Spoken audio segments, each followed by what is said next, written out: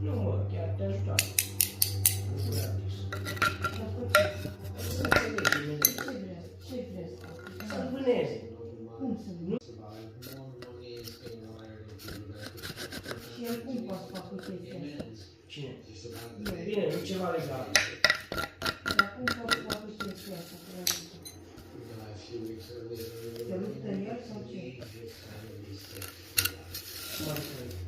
Ia bani. Usually I'm dealing with trust fund babies, degenerate gamblers. Și unde? Acolo în clădire? Trebuie să sapă. Da, să apere, să ascundă, să fugă. De oricine.